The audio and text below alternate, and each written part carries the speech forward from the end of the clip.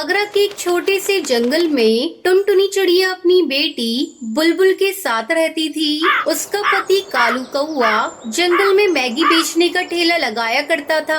कालू की बनाई हुई मैगी बच्चों को बहुत पसंद थी। कुछ दिनों पहले अचानक उसकी तबीयत बिगड़ गई और एक दिन उसकी मौत हो गई। तब घर चलाने के लिए टुनटुनी चिड़िया ने अपने पति के ठेले पर मैगी बेचने का काम शुरू किया, लेकिन उसकी बनाई हुई मैगी बच्चों को पसंद नहीं आती थी। आंटी, आपकी मैगी में वो स्वाद नहीं जो कालू अंकल की बनाई मैगी में होती थी। चल रे गोलू, हम कहीं और चलकर मैगी खाते हैं। बच्चों, बताओ तो सही, मेरी बनाई मैगी में क्या कमी है? हम आपको क्यों बताएं? आप खुद ही अपनी बनाई हुई मैगी खाकर देख लो। इतना कहकर सभी बच्चे पास वाले मैगी के ठेले पर मैगी खाने चले जाते हैं। शाम तक जब टुनटुनी चिड़िया की मैगी नहीं बिकी तो दुखी मन से वो घर लौट आई। उसी जंगल में बबली कबूतरी भी अपनी बेटी लूसी कबूतरी के साथ रहती थी। वो मटका बनाकर बेचा करती थी। आजकल उसके मटके का भी धंधा ठीक से नहीं चल रहा था। पक्षी एक मटका खरीदने के लिए बहुत मोल भाव करते थे, जिससे बबली कबूतरी को मिट्टी के मटके की सही कीमत नहीं मिल पाती थी। एक दिन जब वो मटके बेच रही थी, तभी उसकी बेटी लूसी उससे कहती है, माँ, मुझे मैगी खानी है। बहुत दिन हो गए तुमने मुझे मैगी नहीं खिलाई। मुझे कुछ पैसे दो, मैं टुनटुनी आंटी से मैगी खरीद कर खाऊंगी। तेरा दिमाग खराब हो गया है क्या? सुबह से दोपहर हो गई, अभी तक मेरी बोनी नहीं हुई। पता नहीं आज ये मटके बिकेंगे भी या नहीं, और तुझे मैगी खाने की सूझ रही है। कहाँ से पैसे दूं मैं तुझे? अपनी माँ की डांट खाकर लूसी रोने लगती है। उसका रोना टुनटुनी चिड़िया से देखा नहीं गया। वो मैगी लेकर लूसी के पास आती है। ये ले लूसी बेटा मैगी, तुझे मेरी बनाई मैगी बहुत पसंद है ना? खा ले, अगर तुझे और चाहिए तो आकर ले लेना। टुनटुनी बहन, मेरी बेटी को मैगी मत दो। मेरे पास तुम्हें देने के लिए पैसे नहीं है। सुबह से बैठी हूँ, अभी तक एक भी मटका नहीं बिका। तू मेरी बेटी को उधार की मैगी देकर उसे मत बिगाड़।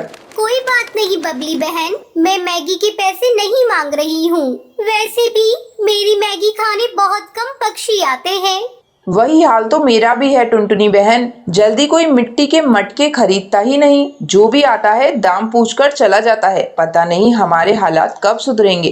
टुनटुनी चिड़िया और बबली कबूतरी आपस में बातें करने लगती हैं। उधर लूसी मैगी खाकर कहती है, टुनटुनी आंटी, आपके हाथ की बनाई मैगी बहुत स्वादिष्ट है। इस तरह कुछ दिन बीत जाते हैं। एक दिन टुनटुनी चिड़िया अपनी बेटी बुलबुल को बबली कबूतरी की मटके के बारे में बताती है और कहती है, बेटा, बबली कबूतरी की हालत बिल्कुल हमारी तरह है।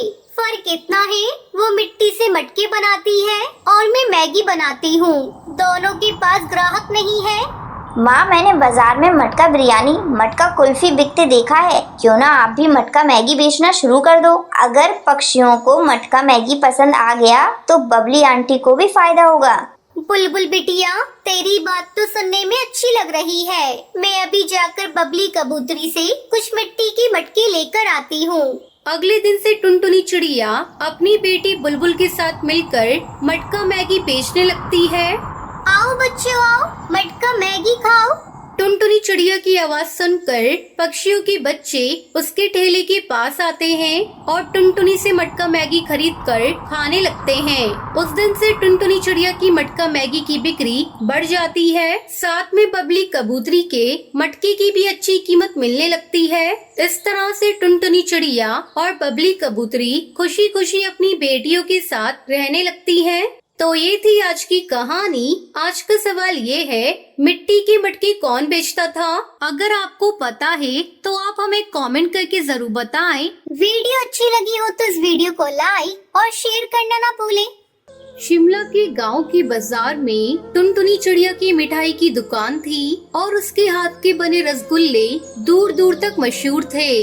दुकान पर सुबह से शाम तक पक्षियों की भीड़ लगी रहती थी, इसलिए टुनटुनी चिड़िया बहुत खुश थी। उसकी दुकान के सामने ही कालू कौवे की स्पेशल रसगुल्ले की भी दुकान थी, मगर उसकी दुकान की तरफ बहुत कम पक्षी ही जाते थे।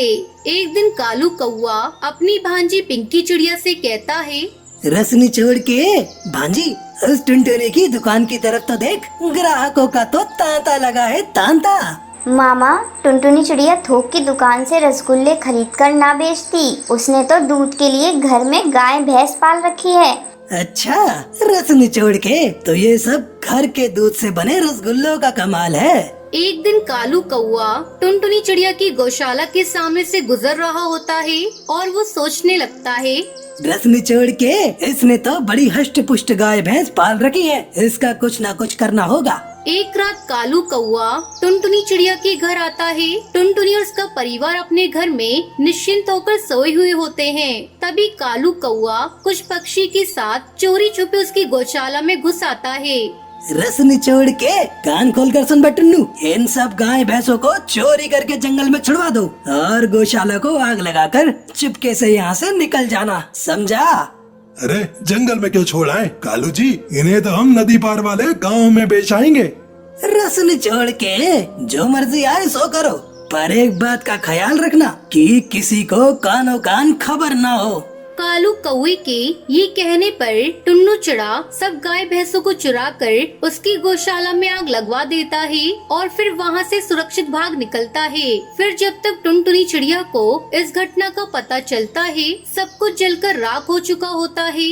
ना जाने किसने दुश्मनी निकाली है, मेरा जमा जमाया धंधा पल भर में चौपट कर दिया।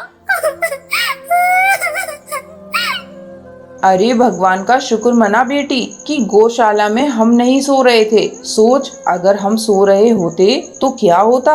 माँ की बात सुनकर टुनटुनी चिड़िया थोड़ी हिम्मत दिखाते हुए कहती है, शायद तुम ठीक कहती हो माँ, हमें हिम्मत नहीं हारनी चाहिए।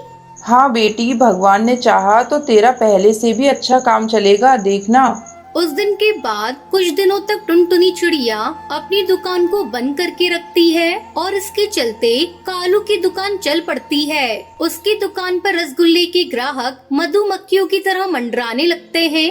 रस निचोड़ के भांजी, मेरी तरकीब तो काम कर गई। देखो तो ग्राहक कैसे आसमान के ओलों की तरह बरसने लगे हैं। भगवान ने चाहा तो ये ओले ऐसे ही बरसते रहेंगे मामा। एक दिन गांव का जमींदार कड़कनाथ सेठ अपने आदमियों के साथ आता है और टुनटुनी चिड़िया के घर का दरवाजा खटखटाता है। अरे कोई है? टुनटुनी, ओ टुनटुनी, अरे दरवाजा तो खोलो। टुनटुनी चिड़िया दरवाजा खोलती है तो जमींदार कड़कनाथ सेठ खुश होते हुए कहता है, तेरे लिए खुशखबरी है, सुनेगी तो खुशी के मारे पागल हो जाएगी। ऐसी क्या खुशखबरी है जमींदार जी? 10 दिन बाद मेरी बेटी की शादी है और उसमें रसगुल्ले बनाने का काम तुझे करना है, समझी? पूरे 500 किलो रसगुल्ले बनाने हैं। ये सुनकर टुनटुनी चिड़िया सच में बहुत खुश होती है और उसका चेहरा कमल सा खिल उठता है और वो जमींदार से कहती है, जमींदार जी, मैं रसगुल्ले जरूर बनाऊंगी। हाँ तो ये 10,000 एडवांस पकड़, बाकी शादी वाले दिन मिल जाएंगे। पर इस बात का ख्याल रखना कि रसगुल्ला खराब हुआ तो मुझसे बुरा कोई नहीं होगा। हाँ जी जमींदार जी। कालू कौवे को जब इस बात का पता चलता है तो उसके तन बदन में आग लग जाती है। वो भागते भागते पिंकी चिड़िया के पास आता है।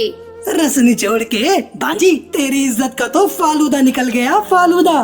पिंकी की इज्जत का फालूदा निकालने वाला कौन पैदा हो गया?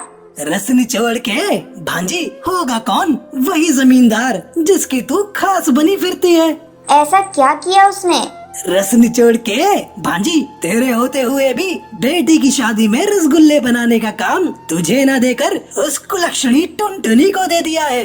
ये सुनकर पिंकी चिड़िया के दिल से नफरत की चिंगारियां फूटने लगती हैं और उसका चेहरा जलती भट्टी सा लाल हो जाता है। वो अपने मामा से कहती है, उदास ना हो मामा, एक तो पिंकी जो कमाल दिखावेगी बस वो काम करूंगी। वो नाच पीटी टुनटुनी चिड़िया अब ई गांव में रहने लायक ही नहीं रहेगी। रस निचोड़ के सच में ऐसा होगा? बस देखते जाओ मामा। शादी से पहले टुनटुनी चिड़िया शुद्ध और ताज़ा दूध खरीद कर दिन रात लगकर जमींदार के लिए सफेद रसगुल्ले तैयार करने में जुट जाती है। उसकी माँ बबली कबूतरी और बेटी टूनी चिड़िया भी रसगुल्ले बनाने में जुट जाती है। सब मेहनत करके रसगुल्ले बनाते हैं। टुनटुनी चिड़िया और दिनों की तरह देवी माँ का रसगुल्ले का भोग लगाती है तो हैरान रह जाती है। हे देवी माँ, मेरा भोग स्वीकार करो और मुझ पर अपनी कृपा दर्शाओ माँ। माँ, रसगुल्ला तो नीचे गिर गया। बेटी दुखी मत हो, ये रसगुल्ला टूनी को दे दे, टूनी कुंवारी है, खा लेगी। बबली कबूतरी के कहने पर टुनटुनी चिड़िया वो रसगुल्ला टूनी को दे देती है और फिर जैसे ही टूनी रसगुल्ला खाती है तो तुरंत मुंह से बाहर थूक देती है। ये रसगुल्ला तो बहुत कड़वा है माँ। क्या कह रही हो टूनी, रसगुल्ला कड़वा है? हाँ माँ।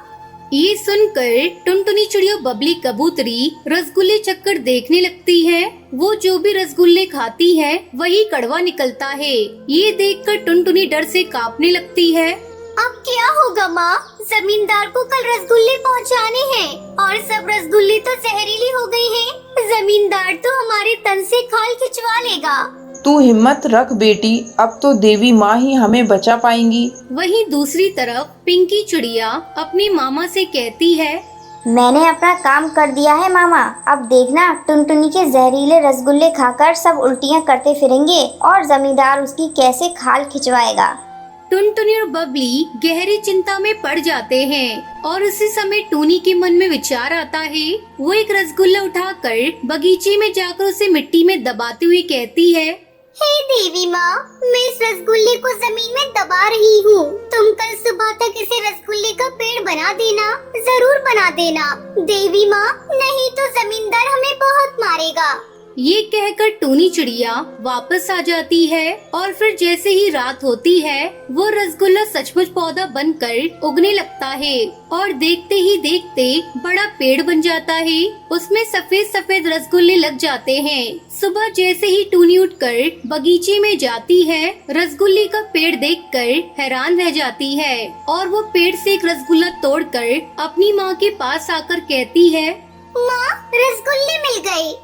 रसगुल्ले का पेड़ देखकर टुनटुनी और बबली बहुत खुश हो जाती हैं। इस तरह रसगुल्ले के पेड़ से जमींदार को रसगुल्ले मिल जाते हैं और वो रसगुल्ले सबको बहुत पसंद आते हैं। उस दिन के बाद से टुनटुनी उसी पेड़ के रसगुल्ले अपनी दुकान में भी बेचने लग जाती है और उसकी दुकान फिर से चल निकलती है।